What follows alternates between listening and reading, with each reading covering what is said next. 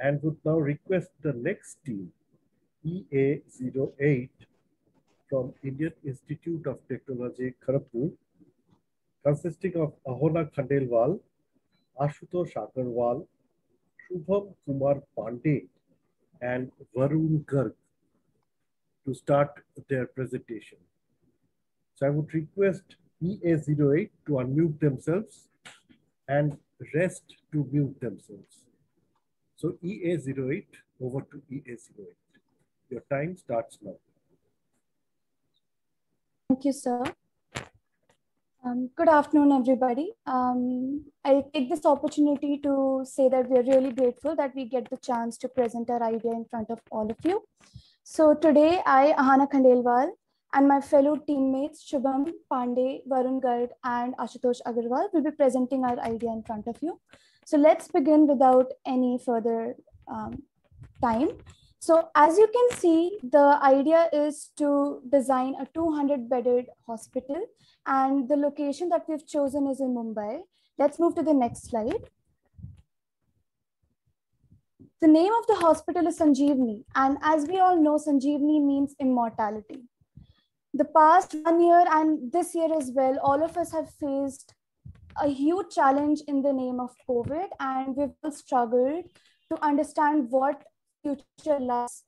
And one location which suffered really badly is Maharashtra, because we saw a huge increase in the cases as well as a shortage of beds available over there. Keeping this in mind, we decided to keep Pune as our location for the hospital. And I briefly touch upon the concept that we have decided for our project. Since the idea is to create a healthcare facility, we decided to keep the functionality above the aesthetics for our project. So as we'll move ahead, you'll see that we try to pay maximum attention to design a which is efficient, which makes sure that patients are transferred from one place to the other in the best and safest manner possible, while ensuring that it does not harm with their emotional sense. So as you can see over here, we try to keep 2-3 important factors in mind while designing the hospital. First is to think about segregations based on the different degrees of infection. So we have different triages, which will be explained later on. We have paid special attention to the ventilation as well as to prevent the infection from spreading to other areas, as well as the vertical movement of patients from one zone to the other. Can you move to the next slide, please? So let's also discuss about, as you can see over here, I mentioned that we've decided to keep function above aesthetics. So we started out with a very linear form, but then because we wanted to maximize the sunlight and to ensure that keeping function as a priority, we did not make any problems with because we didn't want patients to suffer mentally. So we also played a little bit with the extrusions and protrusions for the form. And over here, as you can also see, one thing that we really wanted to make sure is a well-lit and ventilated environment, because these patients are segregated from the outside world. They're kept inside and they are already facing a huge problem in the name of this disease. So we wanted to make sure that the place is well lit so that they are able to enjoy the sunlight and heal from it. So as you can see over here, we have decided to do that by perforations, but we'll discuss later as we move ahead. So I ask Varun to explain the design and the area programming with all of you. Thank you, Anna. Good afternoon, everyone. After working out the concept and form, we headed towards the design programming. We started with dividing the whole project into major space clusters represented here by bubbles, and then deriving the space interrelationship based on the user functionality represented here with different types of lines. As the hospital is designed for highly contagious diseases, figuring out space interrelationship was of utmost importance.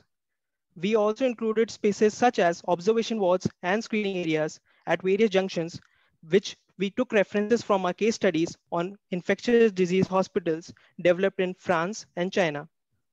As you can clearly see in the bubble diagram that we have provided separate entrances and parking to different space clusters. We also simultaneously zoned out our site horizontally and vertically, which you can see in the infographic on the top right. Moving to the next slide.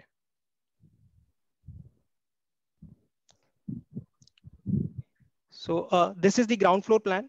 We have strictly followed the bubble diagram that we have developed and a structural grid of 8 by 8 meters, keeping in mind the fast construction and the modularity of the design. Looking at the plan, on the left of the screen is the HCW area, which is the healthcare workers area. The middle is the OPD and the reception. The lower right, represented in red, is the emergency area, and the top right are the labs for pathology and other medical reports. As you can see in the plans, corridors have been provided on both sides for the movements of staff and for accessibilities, and it also acts as a buffer for internal spaces from the exterior. The movement patterns can be seen over here through dotted lines, yellow representing the visitors, red representing the emergency people, and the blue representing the healthcare workers and staff. Next slide. Similarly, for upper floor plans, which primarily constitutes of the hospital wards and beds, this is the layout that we developed. Isolations shown in purple are designed following the same 8 by 8 grid, and the movement patterns can also be seen of the various user groups in the dotted lines. Now I would request Shubham to please continue further. Yeah. So as you mentioned that our site is located in Pune. Site is surrounded by 3-axis roadways. We took advantage of the fact to design separate 3 entrances for the 3 different user groups, namely the healthcare workers, the ambulance for pandemic situations, or the emergency entry, and a separate visitors entry. These have been placed at the strategic positions with respective parking spaces, as can be seen in the site plan. Now, we could focus on the section A8 through the building to understand the ideas behind the structural conceptualization. Moving on to the next. So, as we can see in the section, the building structure has been conceptualized with 3 components. First, the flooring system would be concrete over decking sheet. This kind of flooring would be supported on cold form webbed joists, as shown in the figure. These joists are further supported on steel girders, which transfer the load to the columns, which would be made out of hot rolled steel. And these hot rolled steel columns are provided with stud walls attached to them sideways, so that the support concentrated loads from the steel girders are transferred to these columns. There is a composite system, as we understand, and this schematic section, as we can see, the system would be mainly consisting of 300 to 400 mm deep web joist running in one direction and an integrated decking sheet on the top of that closed joist with an approx 100 mm reinforced cement concrete having steel rods. So the load from the slab gets transferred to joist, which is transferred to supports via girders. Okay. So, and we also provide these stud walls. These stud walls are provided as the non-load bearing walls and shall be designed as compression members. These stud does not take any load from above due to floor joist or roof joist. Therefore, to ensure that a gap has to be maintained in the height wall to ensure that no load is coming from above, such walls act as partition wall. And these also have bracings that to take care for the wind load and also for the seismic load. These will have openings at the appropriate positions for the glass and also will have design for taking the equipment load. The columns, as I mentioned, will be made of hot rolled steel and will take care of the compression, combined axial and bending load, and that would be transferred to the girders. In this section, as we can see, the roof system, there is a roof system and the structure is a sloped roof made of cold formed trusses. The sloped roof contains of a thick fiberglass wool insulation from an aluminum foil that will go directly on the top of the purlin and trusses, and then we'll have galvanized iron sheets to be placed upon it. The stairs would be made of steel also, and Mostly the connections involved in this design would be either steel to steel connection or steel to beam, steel to concrete connections. The steel to steel connection can be between the girders and columns, between the trusses and beam girders, and at the floor levels, connected by bolted and welded connections. Whereas the steel to concrete connections would be at the isolated footing and foundation area with the help of base plate and bolted connections. As can be seen in the section, we provided ducts on the either side of the atrium space. Spaces like toilets have been structured around these to ensure efficiency. So on concluding, this kind of structural design would help in fast construction of the building, as the floor panels can be all casted together in one go. And the time required in completion of the building would be in assembling these elements together.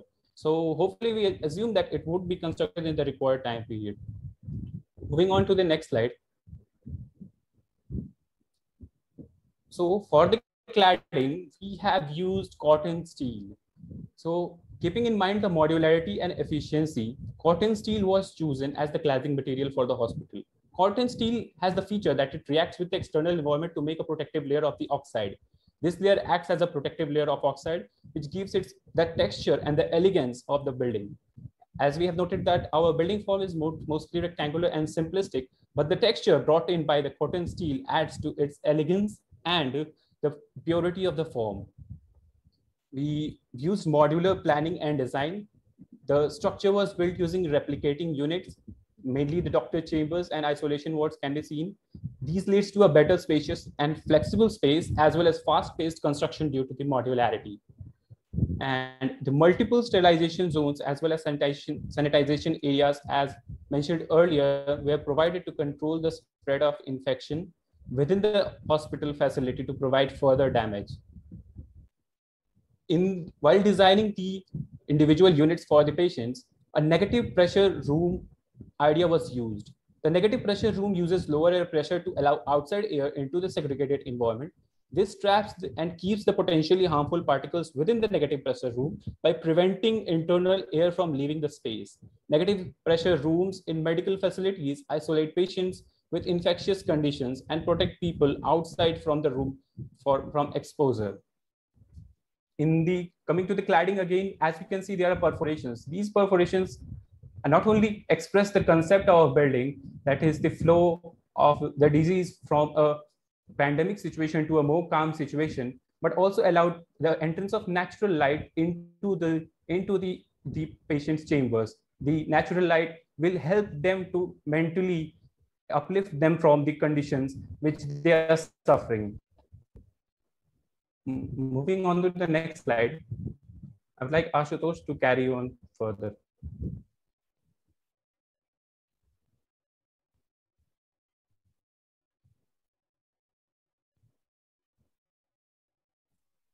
Ashutosh, can you please unmute yourself?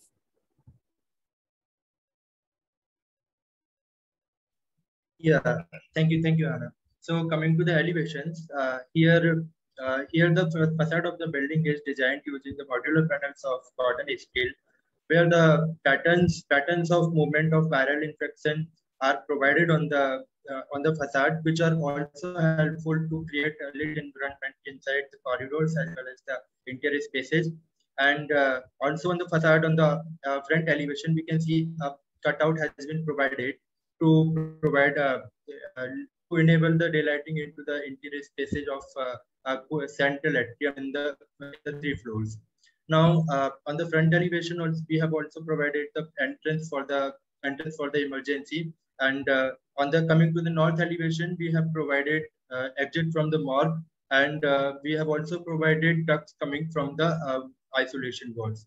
Now, these are the 2 rendered views of our building. Now we will move to the walkthrough of our Sanjeevani Hospital.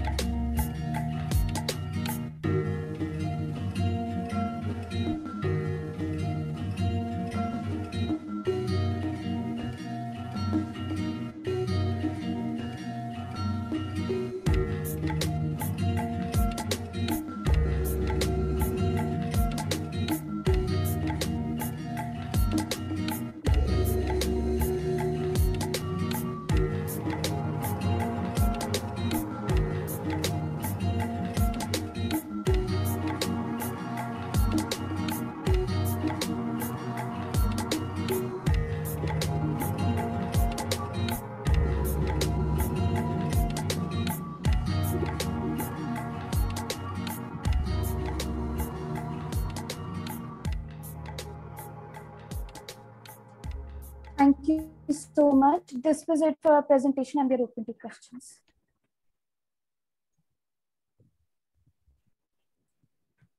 Yeah, thank you. So now it's over to the juries. Yes, Ahana and team, I really liked your presentation.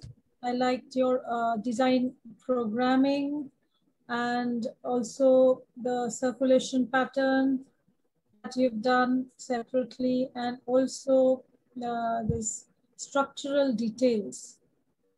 I think the other jury member will agree to it. Let me ask you that you have considered in your planning, you have considered AC and natural ventilation. Can I see the planning sheets once? Yes, ma'am.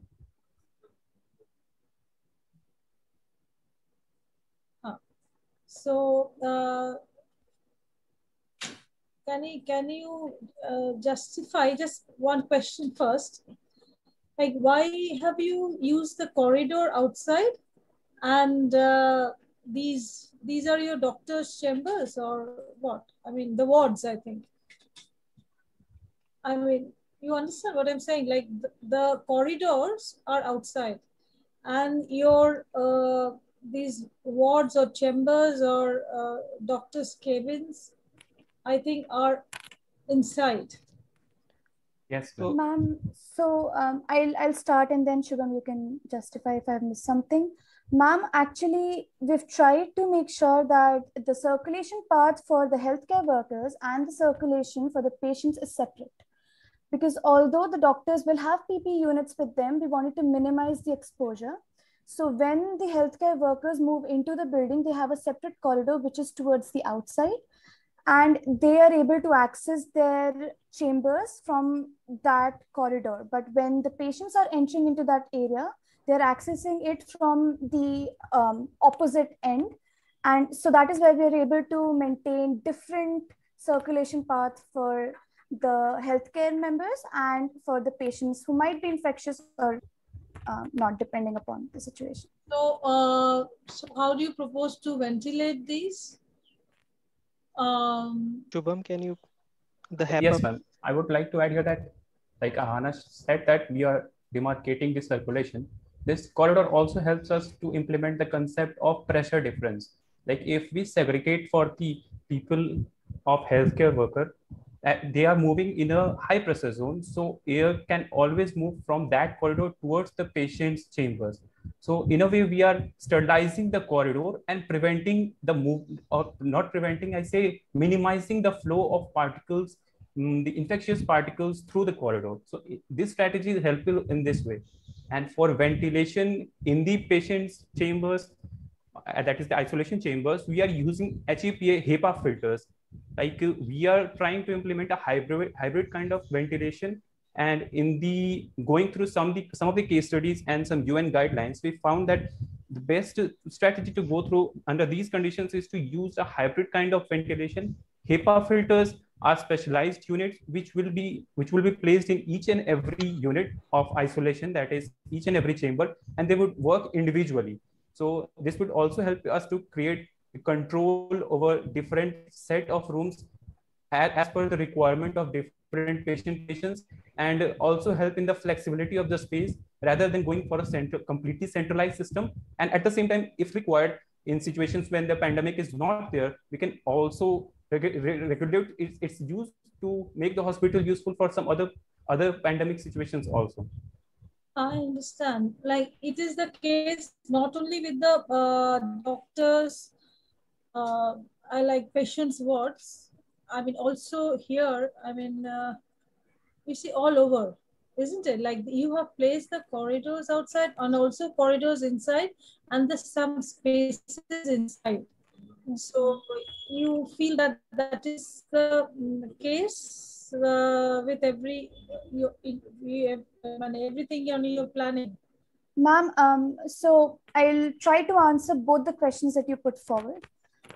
Over here, as you see, there are two sets of corridors. One came to the healthcare workers and the patients. For the healthcare workers and for the patients, I remember that I mentioned about perforations in the facade. So those perforations are not just for ventilation, but for all those areas which have corridor towards the outside, where the corridors are eccentric, those kind of corridors are ventilated with the help of those perforations as well, but are selectively opened. So not all perforations will be opened to ensure that ventilation does not lead to less safety, but we are ensuring that there is enough ventilation both from the mechanical end as well as the natural end. And if you talk about the reason, inside corridors also are there. Yes. Inside corridors, no? Ma'am, how will you ventilate those?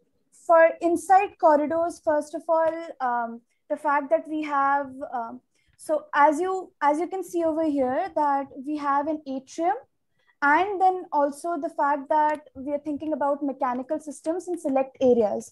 So for example, 19, like suppose in 19, what is that in 19? Your, I think, laboratories. Yes. And the laboratories are there, and also around it there are corridors, right? Yes, ma'am. So that's what I'm saying. Like those are not naturally ventilated. No, ma'am. It would depend on the kind of operation going in the particular subzone. Yes. And Like, what size of your 5 is atrium, right? Yes, ma'am. Yes. So what's the size of your atrium? Like you said, 8 meter by 8 meter grid. Yes, ma'am. 16 by 16. Wow. And what is the height of your building? Ma'am, it's 14 meters. And what is the floor to floor height? Ma'am, 4.5 approximately. Fine. So have you calculated your ground coverage and FAR and Yes, ma'am, the FAR is 0.5. Ma'am, as the hospital was designed to be constructed in 100 days, so we have followed like the UN guidelines, which led to this kind of planning. Okay, fine. Fine. I like your presentation and even the facade, what you have. But you mentioned like there are perforations of different kinds, right? Some are more perforated and some are less perforated. Yes, ma'am. Perforations differ. How do you attribute? I mean, what do you attribute to that? Ma'am, actually this perforation was also designed. I mean, the concept was taken from the spread of the virus. If you can move to that slide, Ashutosh, can you please move through the slide where we have shown the concept for the perforation? So in the figure below, no, next slide.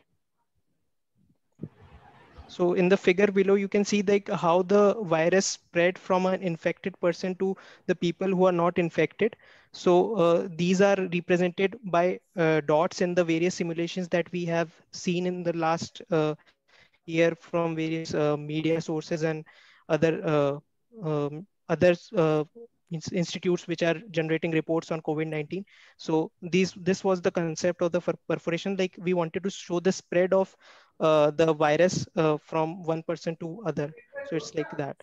And ma'am, I'll add on to it. The perforations are not just for aesthetic purpose.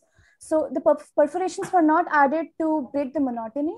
That was definitely one of the reasons. But the main reason was that we were providing corridors and we wanted to make sure that the internal areas were lit, there was ambient lighting, and we were able to play with the perforations to provide wind inside selectively to the areas where we could afford to do that. So to ensure that we could play with that kind of movement, that is why we decided to give perforations. And the reason for doing, for playing with the shape or the size of the perforation was simply to ensure that these two purposes are solved. And also, ma'am, I would like to add here that we are using stud panels inside, and this is a cladding layer. So in between these two layers, that is the layer of cotton steel and the stud panel, there is an air gap. And as we know that steel gets heated, So to maintain the air flow in and out, so that there could be a kind of ventilation and the temperature could be regulated, we provided this perforations for that purpose also. Okay. Thank you, Ahana and team. Thank you, ma'am. Thank you, ma'am.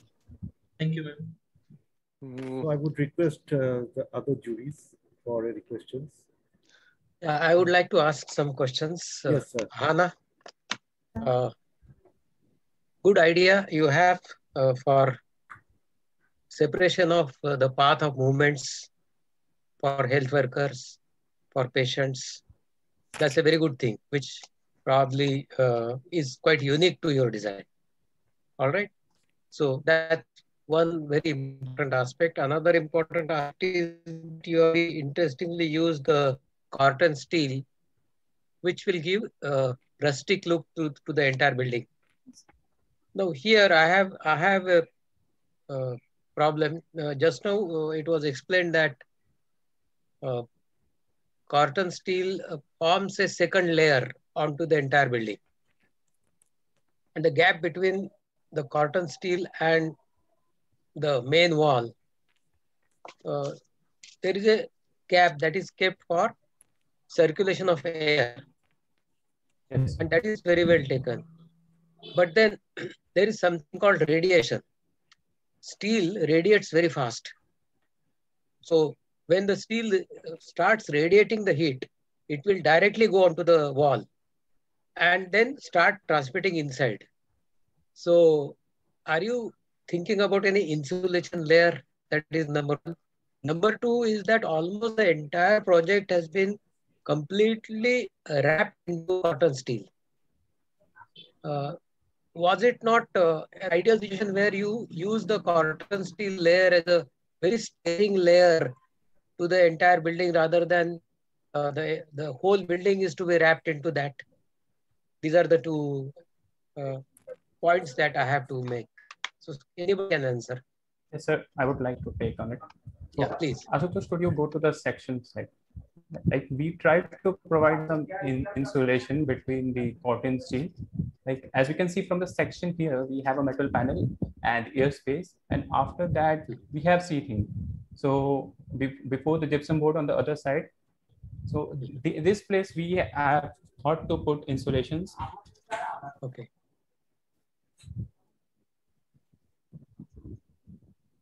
For the next part of the question that you mentioned about using Corten steel, whether we should use it sparingly or as we've done in our project to use it at this level of application. Yeah, So yeah, the idea, yeah, Ahana, because somewhere in your presentation you said that you wanted to break the monotony. yes, sir. But then completely wrapping the entire building into Corten steel really enhances the monotony. That is what was my argument. Yes, sir. So I think that's a very good point. And I feel like what we tried over here is to make sure that the addition and subtraction of spaces that we've done to include the ventilation. If you've seen, Ashutosh, can you go to some of the elevations and views? So as you see over here, if you look at it once, you'll see that from the elevation, for a minute, it might that it's very monotonous because it's very linear. We see Corten everywhere.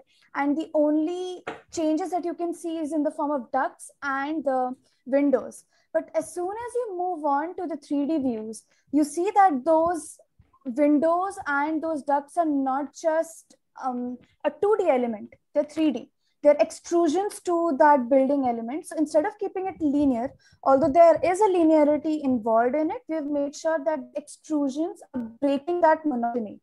And the reason for keeping Corten throughout, so one thing that we found during our research is that Corten requires very less maintenance. So it is one type of metal which will ensure that the maintenance cost and the amount of effort and resources that it takes to maintain the building reduces significantly. And over here, make sure that the building's resources, whether it's monetary resources or whether it's human resources, are bent towards making sure that the focus is on healing rather than on maintaining the building every once in a while. And cotton steel also has a huge lifespan. The cotton steel boards easily live about 10 to 15 years without any damage. So keeping all of this in mind, we thought of using cotton steel with this kind of facade. Yeah, the use of cotton steel is perfectly okay. It's very well done, in fact. Now, coming to the detailing, you have the detail of the cotton steel, how it will be attached to the wall in section. It would have been nice if you also had taken one panel and shown it in plan, how it attached.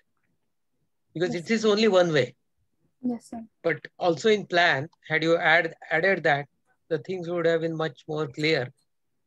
Because I was just wondering if some by chance, if some panel goes bad over the years, how will you replace that particular panel? Because all your fixings are inside, nothing is seen from outside. So how the worker will work, how he will unbolt it, how he will take it out, and how he will replace with another panel. That was just wondering. Yes, sir. All right, just think about it. Yes, sir. Yes, sir. Yeah, thank you. Sir. Thank you very much. Thank you. I do have a small 1 or 2 points. I heard something regarding negative pressure. Can you just elaborate sentences where you and how do you do? Like you as you can see in this image, we are trying to maintain the outside environment of the outside environment out of the isolation rooms to be at a higher pressure. So when the outside environment is at a higher pressure and the inner environment, that is the isolation chamber, is at a lower pressure, whenever a door is opened or anything, something with air gets an opportunity to move between the layers, it would try to move from the higher pressure zone to the lower pressure zone. And what happens here is that the air would move from the outer region to the isolation chamber. So this will and contrary, if the other thing happened that the inside air has gone outside, then the chances is that the particles which have the coronavirus or say whatever the strain, it will get into the external environment. So this way, this is the concept and negative pressure, and it will help in some say at 80% level to contain the virus within the isolation chambers also. This is a useful strategy we found in some of our cases.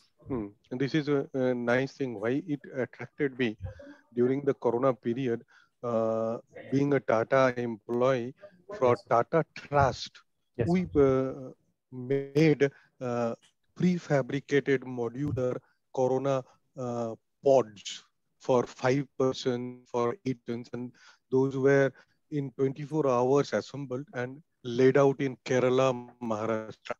And one of the major challenges was this pressure. So that somehow connected me with your statement. So when building that a real life thing, having this pressure difference was a very big challenge, and we had to solve it. So that was a very interesting thing to do. So you have some thought something. It is practical, and overall, purely from structural engineers' point of view, I feel very attracted. Most of the time with architects, whenever they make certain ideas, we structural engineers many times fight. These are very fanciful.